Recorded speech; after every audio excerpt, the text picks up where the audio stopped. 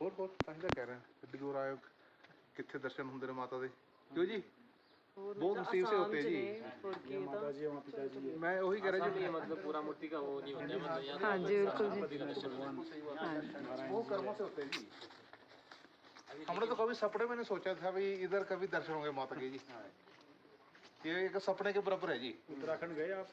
नहीं जी, बद्रीनाथ गए ना बद्रीनाथ तो गए थे, बद्रीनाथ गए थे जी, केदारनाथ जी गए थे जी। वही है बद्रीनाथ। अच्छा जो उत्तराखंड में ना, हाँ जी हाँ जी, वो तपरूप में, यहाँ है देवरूप में।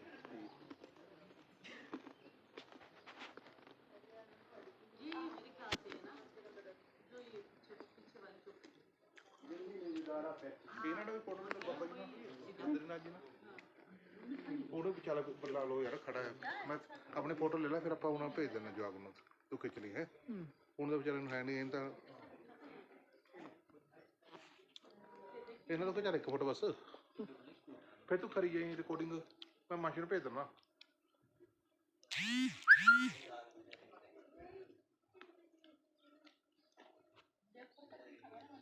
ਬਾਬਾ ਜੀ ਦੇ ਦਰਸ਼ਨ ਬਿਟਾ बद्रीनाथ जी ने।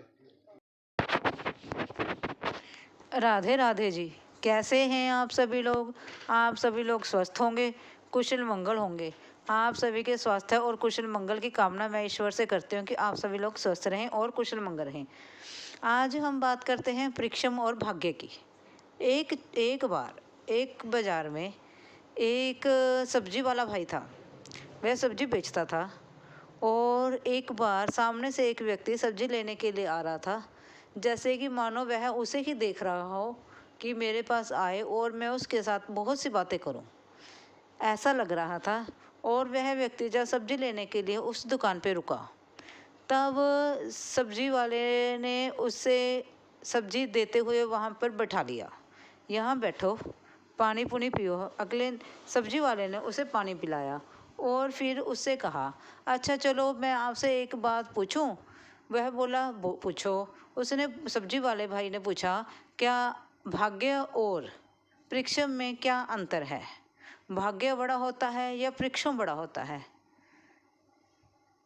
तो वह व्यक्ति कोई जवाब दे नहीं पाया। तो वह सब्जी वाला बोला, आप मेरी बात सुनो, मैं इसका उत्तर मैं समझाता हूँ। भाग्य और जो परिश्रम है वह दोनों ही एक दूसरे के पूरक हैं, एक दूसरे के बिना अधूरे हैं।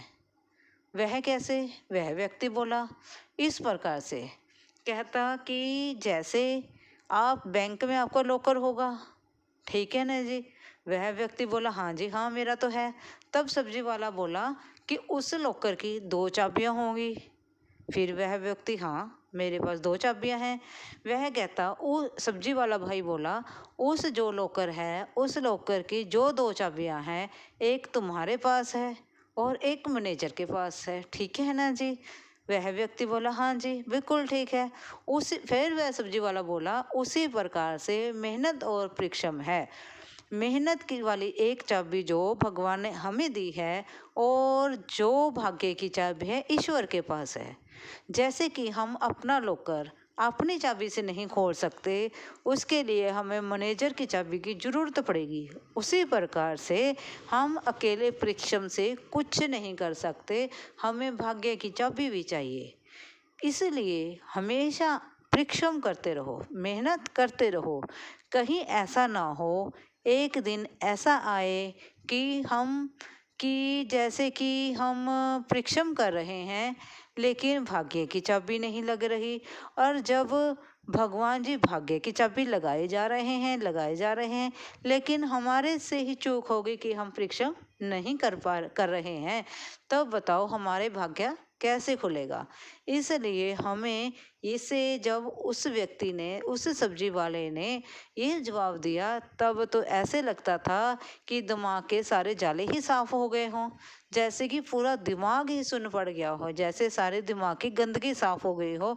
ऐसे लग रहा था कि उसने कितनी बड़ी बात कितने छोटे लफ्ज़ों में समझा दी कि हमारे भाग्यों और परिश्रम की 2 चाबियाँ होती हैं, एक हमारे पास एक प्रभु के पास। जैसे हमारी चाबी से कुछ नहीं हो रहा, चाहे प्रभु हमें चाबी लगा रहा है, लेकिन हमारी चाबी काम नहीं कर रही। जब हम चाबी लगा रहे हैं तो प्रभु नहीं लगा रहा। इसलिए जब हमें अपनी चाबी हर टाइम यूज़ करते रहना चाहिए, हमें अपनी चाबी हर समय लगाते रहना चाहिए। ना जाने मानो भगवान की चाबी कब लग जाए, हमारे लॉकर को कब लग जाए और हमारी चाबी भी लगी हो और हमारा भाग्य खुल जाए।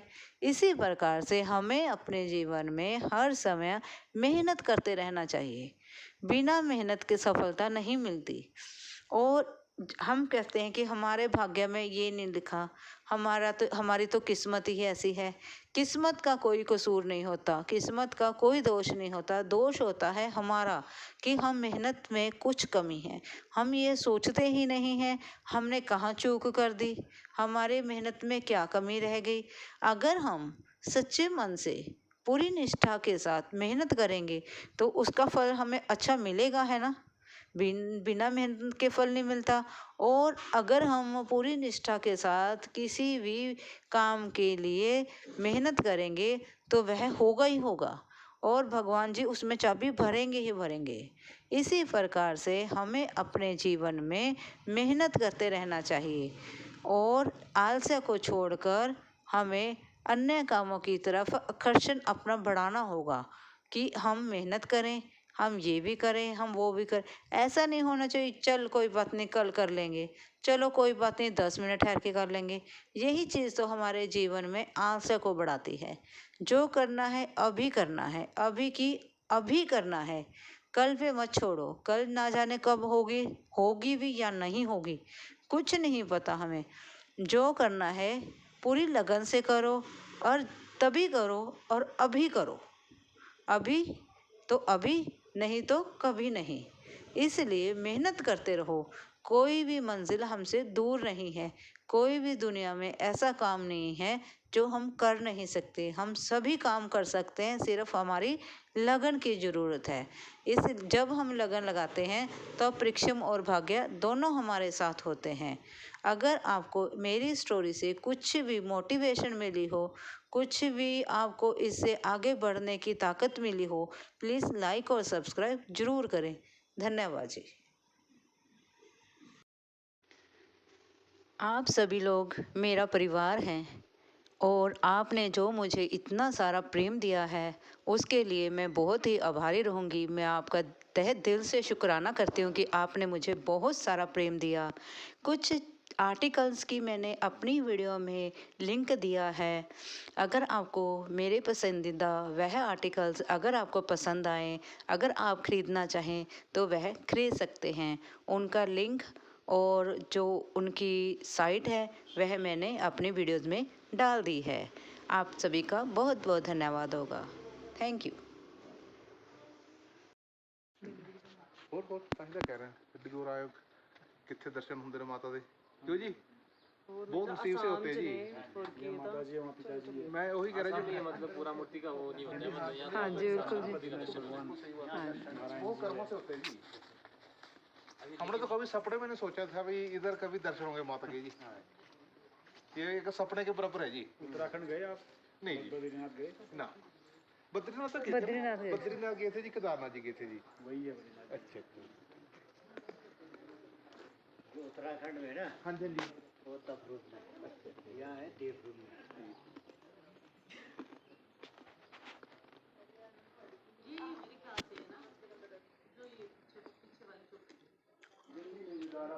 ਇਹਨਾਂ ਦਾ ਵੀ ਫੋਟੋ ਤੇ ਬਾਬਾ ਜੀ ਨਾਲ ਬਦਰੀਨਾਥ ਜੀ ਨਾਲ ਉਹਨੂੰ ਵੀ ਚੱਲ ਬੁਲਾ ਲਓ ਯਾਰ, ਖੜਾ ਹੈ।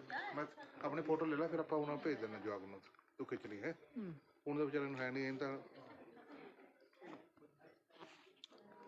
ਇਹਨਾਂ ਤੋਂ ਚੱਲ ਇੱਕ ਫੋਟੋ ਬਸ, ਫਿਰ ਤੂੰ ਕਰੀ ਜਾਈਂ ਰਿਕਾਰਡਿੰਗ, ਮੈਂ ਮਾਸ਼ੀ ਨੂੰ ਭੇਜ ਦਿੰਦਾ।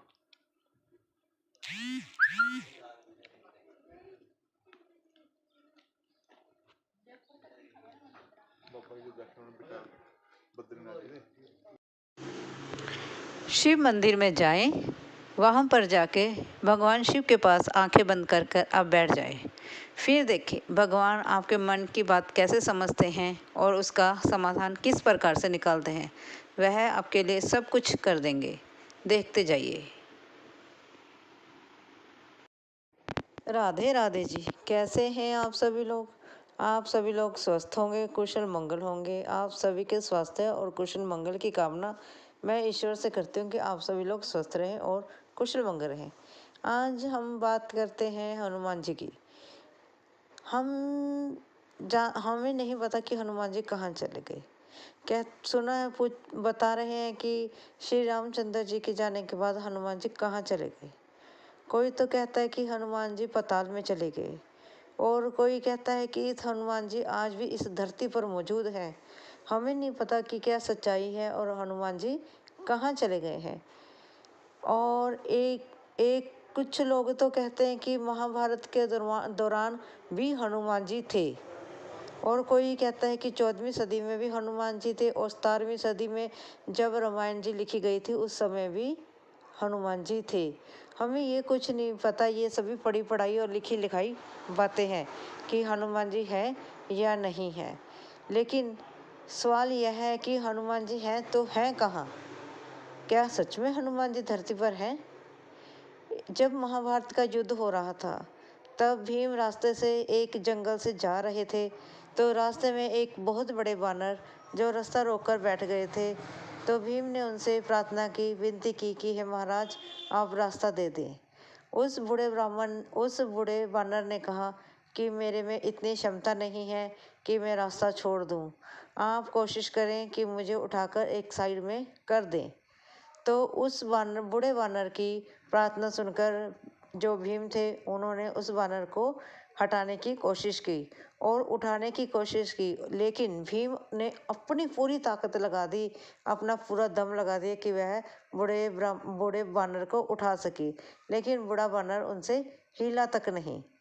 तब उस बूढ़े बानर ने अपना हनुमान रूप दिखाया। तब भीम का जो देखने लायक थी, उनकी आंखें चकनाचौंध हो गई थी हनुमान जी को उस रूप में देखकर। तब हनुमान जी ने वह उसकी परीक्षा इसलिए ली थी क्योंकि हनुमान जी जो भीम का घमंड तोड़ना चाहते थे, जो कहते थे कि मैं बहुत ही बलशाली, में सब कुछ कर सकता हूँ। इसलिए हनुमान जी ने बूढ़े बानर का रूप धारण करके उनका रास्ता रोका था और उनको असली रूप में हनुमान को बानर के रूप में देखकर जो है भीम बहुत ही चकितचौंध हो गए और तब उन्होंने हनुमान जी को देखा। तब हनुमान जी अर्जुन के रथ पर वानर बनकर अर्जुन के रथ पर हनुमान जी उनके रथ की रक्षा करते रहे। झंडे के रूप में अर्जुन के रथ की रक्षा की उन्होंने। वह हनुमान जी एक झंडे का रूप लेकर पूरे युद्ध में अर्जुन के रथ पर रहे और अर्जुन के रथ का कोई भी बाल भी बांका नहीं कर सका और अर्जुन के रथ को कोई भी नुकसान नहीं पहुंचा। तब जब हनुमान जी ने लास्ट में महाभारत के लास्ट में युद्ध किया, तब जो अर्जुन का रथ था वह राख के रूप में बदल गया था। तब कृष्ण जी ने अर्जुन को समझाया, जो झंडा तुम्हारे रथ पे था वह झंडा नहीं था, वह वीर हनुमान जी तुम्हारे रथ पे पहरा दे रहे थे, जो कि तुम्हारे रथ की रक्षा कर रहे थे। उन्होंने तुम्हारे पूरे युद्ध में तुम्हारे रथ की और तुम्हारी रक्षा की है। अब जब वह युद्ध सामने से कर रहे हैं तो तुम्हारे रथ का तो ये हाल होना ही था। तब अब तुम्हारा रथ जो है वह राख बन गया है। तो उस समय हनुमान जी ने युद्ध में अपना रूप दिखाया और अर्जुन के साथ युद्ध किया था। ये है सभी सुनी सुनाई बातें और पढ़ी पढ़ाई लिखी लिखाई बातें। और सुना है कि माता सीता ने भी हनुमान जी को अमरता का आशीर्वाद दिया था कि बेटा तुम सदा ही अमर रहोगे, इस धरती पर रहोगे, कलयुग में ही तुम रहोगे। जब लोग कलयुग में श्री रामचंद्र जी को पुकारेंगे, तब जब लोग हनुमान जी की भक्ति करेंगे तो हनुमान जी के जरिए वह रामचंद्र जी तक पहुंच पाएंगे। इसलिए तो कहते हैं कि राम न मिलेंगे हनुमान के बिना, पार न लगोगे श्री राम के बिना, राम न मिलेंगे हनुमान के बिना। ये सभी पंक्तियाँ तो आपने सुनी होंगी। इसलिए आज भी जो व्यक्ति, जो इंसान पूरी निष्ठा भावना के साथ श्रद्धा पूर्वक हनुमान जी की भक्ति करता है, मर्यादा के साथ, श्रद्धा के साथ और तब हनुमान जी उन्हें उस व्यक्ति को जरूर दर्शन देते हैं और उनके कार्य सिद्ध करते हैं। और उस हनुमान जी के जरिए ही, उन हनुमान जी के जरिए ही वह श्री रामचंद्र जी तक पहुंचने का एकमात्र रास्ता है। और आप भी अपनी दिनचर्या में भगवान को शामिल करें, उनका सिमरन करें, उनकी भक्ति करें और अपने अपने घर की छत पर 2 कटोरे रखना ना भूलें, एक में जल और दूसरे में दाने। गर्मी बढ़ रही है, पक्षियों के लिए छत पे दाने और पानी रखना ना भूलें। पुण्य का काम करें और पुण्य के भागीदार बने, तभी तो भगवान की प्राप्ति होगी। अगर वीडियो अच्छी लगी हो, लाइक और सब्सक्राइब जरूर करें। थैंक यू जी। राधे राधे जी। कैसे हैं आप सभी लोग? आप सभी लोग स्वस्थ होंगे, कुशल मंगल होंगे। आप सभी के स्वास्थ्य और कुशल मंगल की कामना मैं ईश्वर से करती हूँ कि आप सभी लोग स्वस्थ रहें और कुशल मंगल रहें। आज हम बात कर रहे हैं नारद जी की। एक बार नारद ऋषि आसमान का भ्रमण कर रहे थे। भ्रमण करते करते उनके दिमाग में एक प्रश्न उत्पन्न हुआ। वह उस प्रश्न को लेकर बहुत ही विचलित हुए। वह उस प्रश्न के साथ अपने पिता ब्रह्मा जी के वहाँ गए और ब्रह्मा जी के पास जब गए तो ब्रह्मा जी ने उनसे पूछा, हे नारद, आज कैसे आना हुआ? आपके मुखमंडल से कुछ आश्चर्य, हैरानी वाला कुछ भाव प्रकट हो रहा है। नारद जी बोले, हे पिताजी, मेरे दिमाग में एक प्रश्न चल रहा है, मैं उसका उत्तर चाहता हूँ। उन्होंने कहा, ब्रह्मा जी ने कहा, तो आप बताओ, आपके दिमाग में क्या प्रश्न है? तब नारद जी बोले, देखो पिताजी, दानव और देव दोनों ही आपके पुत्र हैं, दोनों ही आपके बच्चे हैं। फिर आपने देवताओं को स्वर्ग और दानव को पाताल क्यों दिया? इतना फर्क क्यों? मैं इस चीज़ का उत्तर चाहता हूँ।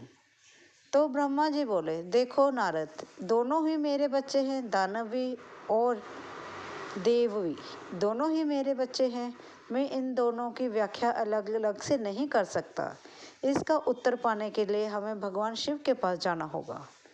तो तब ब्रह्मा जी और नारद जी दोनों ही भगवान शिव के पास पहुँचे।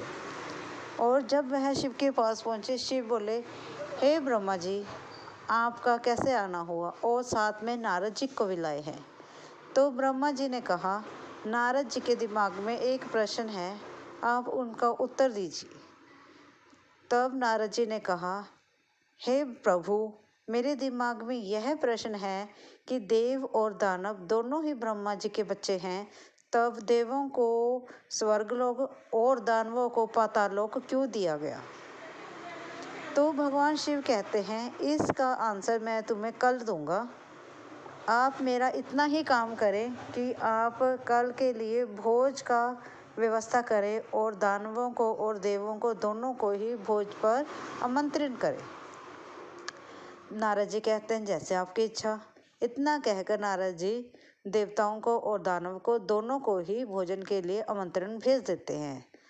जब सबसे पहले वहाँ पर भोजन के लिए दानव आते हैं और वह पहले भोज का फरमान रखते हैं, भगवान शिव के पास पहले भोज का फरमान रखते हैं कि पहले भोजन हमें कराया जाए। भगवान शिव कहते हैं, थोड़ा हंसते हैं, मुस्कुराते हैं और फिर कहते हैं, जैसे तुम्हारी इच्छा। तो भगवान शिव उनको भोजन के लिए आसन देते हैं, उनको सभी को बिठाते हैं। भगवान शिव कहते हैं, भोजन से पहले मेरी एक शर्त है। दानव कहते हैं, वो क्या? भगवान शिव क्या करते हैं, एक एक लकड़ी उन सभी दानवों की बाजू पर बांध देते हैं। कहते हैं कि अब इस प्रकार से आप भोजन ग्रहण करें। दानव कहते हैं कि आपने हमारी बाजू पर लकड़ बांधी है जो कूनी से अब मुड़ नहीं सकती, तो हम इस प्रकार से भोजन कैसे ग्रहण करें? भगवान शिव कहते हैं, ये आपने देखना है किस प्रकार से भोजन खाना है, तब ये आपने देखना है, आप भोजन ग्रहण करें। उनको प्रेम पूर्वक भोजन परोस दिया जाता है। जो दानव है वह बाजू को मोड़ नहीं पाते, कोहनी से बाजू को मोड़ नहीं पाते और इस प्रकार से वह भोजन ग्रहण नहीं कर पाते। वह आकाश की तरफ अपनी अपनी थाली का भोजन आकाश की तरफ उछालते हैं ताकि वह खा पाएं, लेकिन वह भोजन नहीं खा पाते हैं। वह इस अपने आसन से उठ जाते हैं और क्रोधित होते हैं और बोलते हैं, अगर आपने हमारा इस प्रकार से मजाक बनाना था तो हमें भोजन पर क्यों बुलाया गया। इतने में जो वह समय आता है देवों के लिए, जब देवता लोग भोजन के लिए आते हैं, उसी प्रकार से उन सभी को भी बैठने के लिए आसन दिया जाता है और भगवान शिव उनके भी बाजुओं पर एक एक लकड़ बांध देते हैं। वह भी उनकी बाजू भी कोने से मुड़ नहीं पाती है, लेकिन उनको भी उसी प्रेम पूर्वक से भोजन परोस दिया जाता है।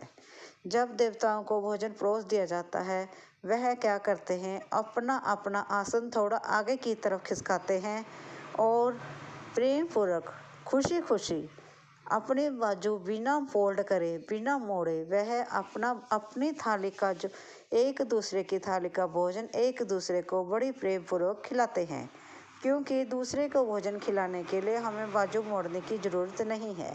इस प्रकार से सभी देवता उस स्वादिष्ट भोजन का आनंद लेते हैं और वह खुश होते हैं और वह हंसते खाते हुए वह भोजन ग्रहण करते हैं।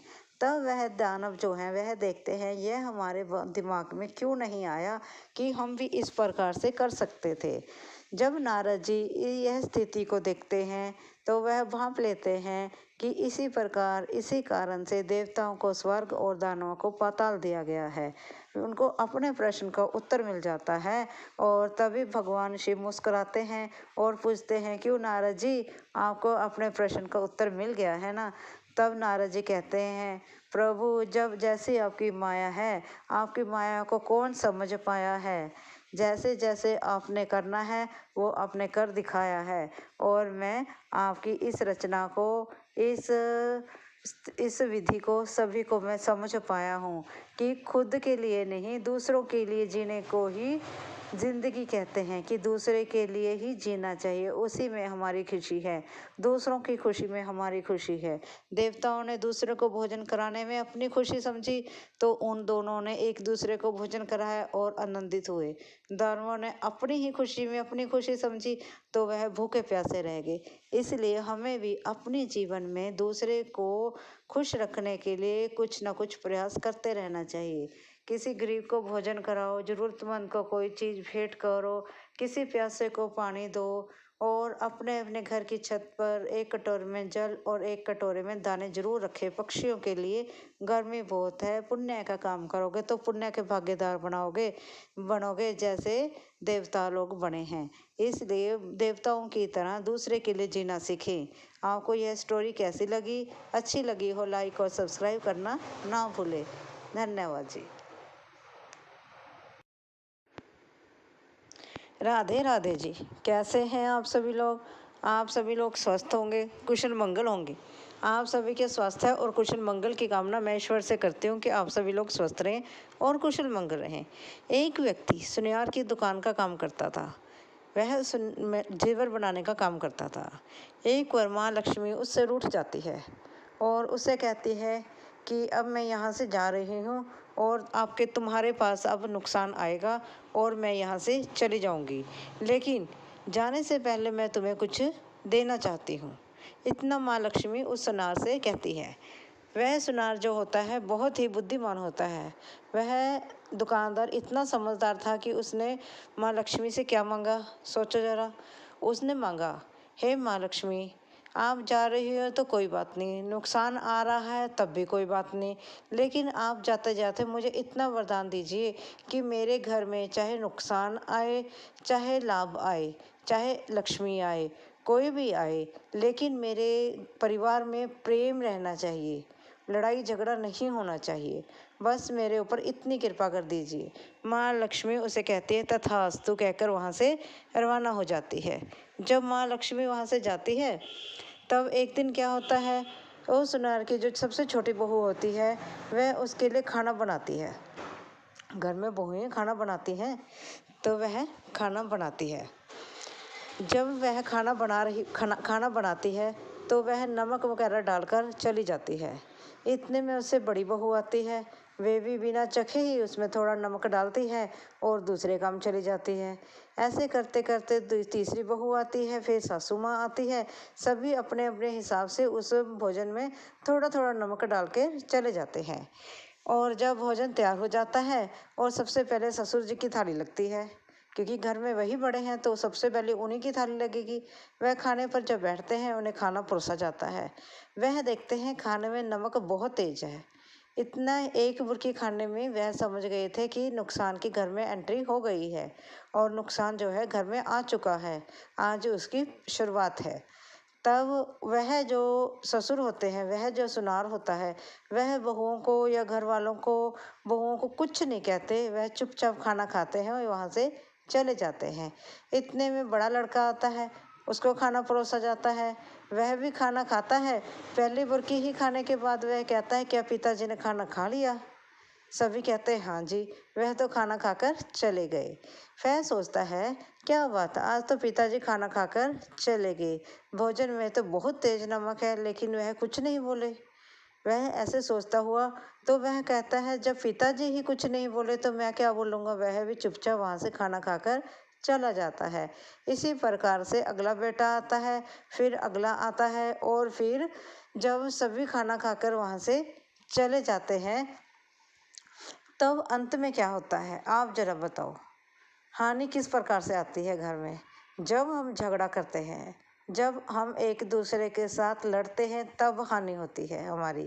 क्योंकि जब हम घर में क्रोध करते हैं तब वह क्रोध जो होता है वह हानि का प्रतीक होता है।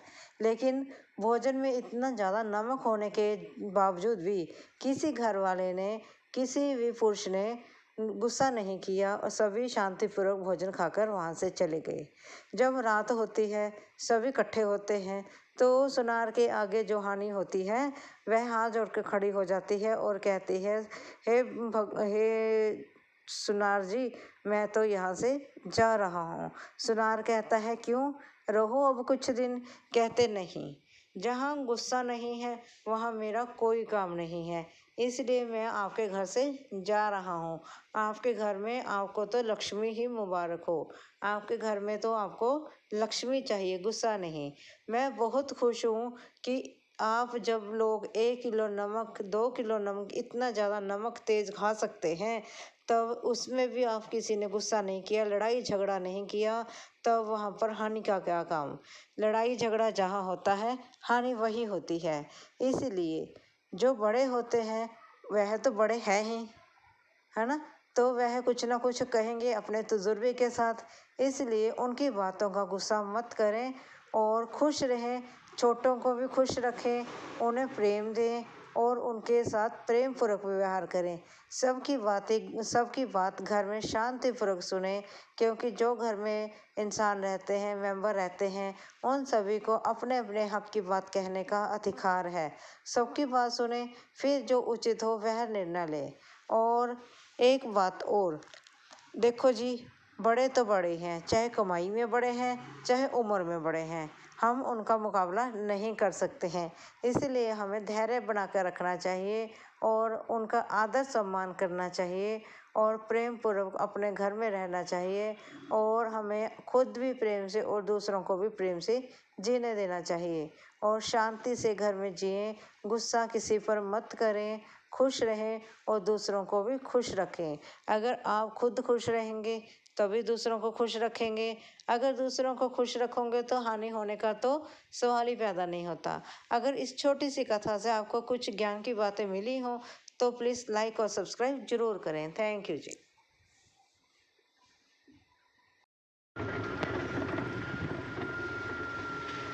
ਉਹ ਕਹਿੰਦਾ ਮੈਂ ਤੁਹਾਨੂੰ ਬਾਈ ਕਰਕੇ ਆਉਂਦਾ ਤਾਂ ਅੱਗੇ ਜਦੋਂ ਤੁਸੀਂ ਫੇਰ ਉਤਰੇ ਹੋ ਥੱਲੇ ਰਿੰਕੂ ਹੱਸਦਾ ਸੀ।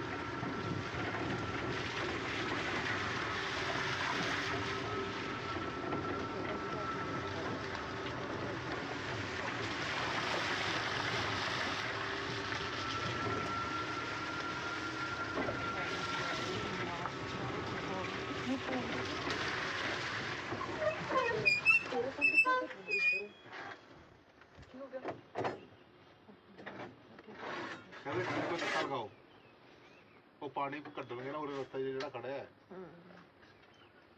ਪਾਣੀ ਨੂੰ ਜਗ੍ਹਾ ਦੇ ਰਹੇ ਨੇ ਨਾ। ਚਲੋ ਹੋਰ ਕੁਝ ਜਾਏਗਾ ਹੀ, ਹੁਣ ਤਾਂ ਰਸਤਾ ਬਣਾ ਕੇ ਦੇਣਾ ਹੈ। ਚਲ ਭੱਜ ਲੈ। ਦੇਖੋ ਕਿ ਆਪਾਂ ਚਲੇ ਜਾ ਰਹੇ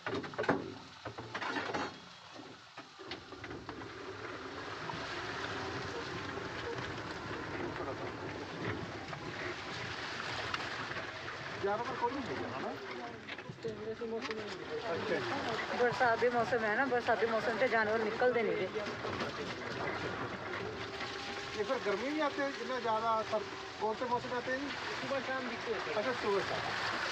पर अभी तो सुबह ही फिर बरसात तक निकलेगी यार। आज दुकान भी बनी हुई है। सुबह भी ऐसे होता है कि 7-8 बजे के आसपास इस टाइम धूप लग जाती है, फिर ना को अलाउड है घूमना, कोशिश करती है ना तो आ जाती है।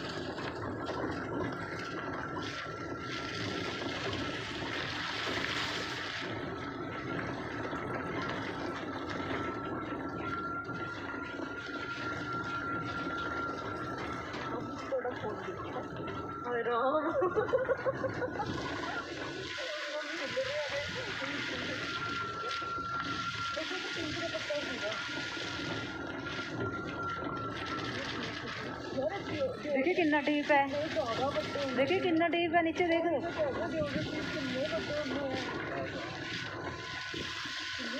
कितना डूंगा है देखिए नीचे। जब बंदा के गिरजे ਵਿੱਚ ਲੱਭੇ ना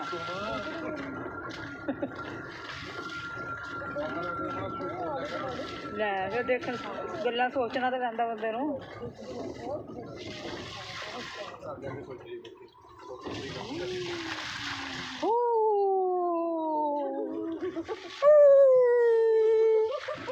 हिमांशु कर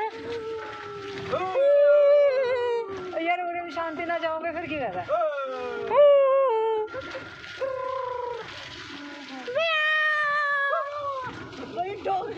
यार इतने सारे आप ही जानवर बने हुए हैं।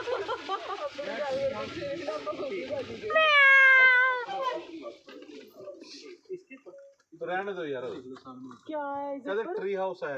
नहीं रहने दो बेटे। हाँ ज्यादा राधे राधे जी, कैसे हैं आप सभी लोग? आप सभी लोग स्वस्थ होंगे, कुशल मंगल होंगे। आप सभी के स्वास्थ्य और कुशल मंगल की कामना मैं ईश्वर से करती हूँ कि आप सभी लोग स्वस्थ रहें और कुशल मंगल रहें। आज हम बात करते हैं परिश्रम और भाग्य की। एक बार एक बाज़ार में एक सब्जी वाला भाई था। वह सब्जी बेचता था और एक बार सामने से एक व्यक्ति सब्जी लेने के लिए आ रहा था, जैसे कि मानो वह उसे ही देख रहा हो कि मेरे पास आए और मैं उसके साथ बहुत सी बातें करूं, ऐसा लग रहा था।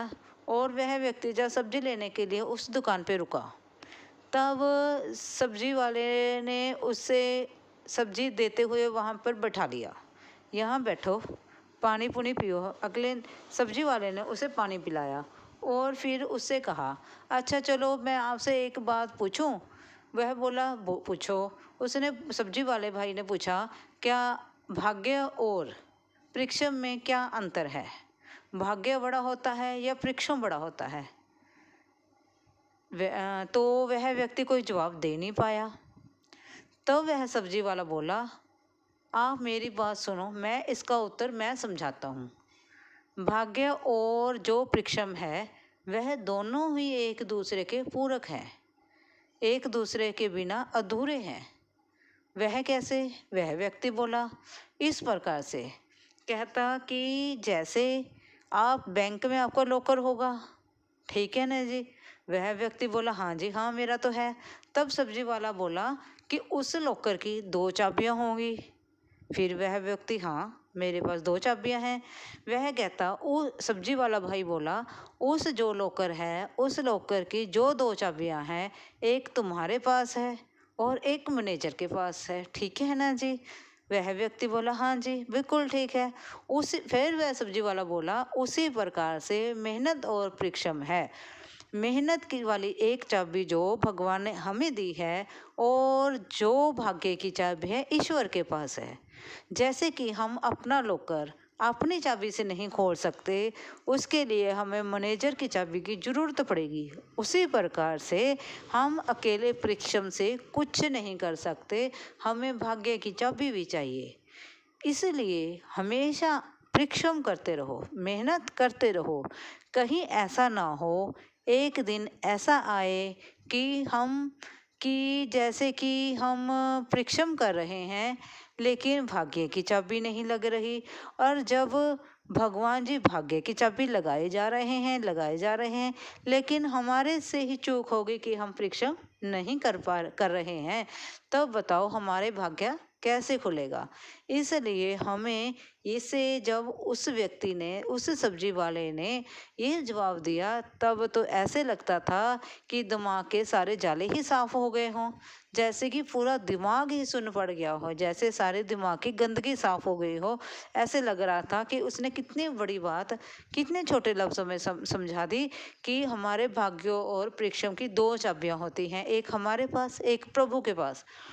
जैसे हमारी चाबी से कुछ नहीं हो रहा, चाहे प्रभु हमें चाबी लगा रहा है, लेकिन हमारी चाबी काम नहीं कर रही। जब हम चाबी लगा रहे हैं तो प्रभु नहीं लगा रहा।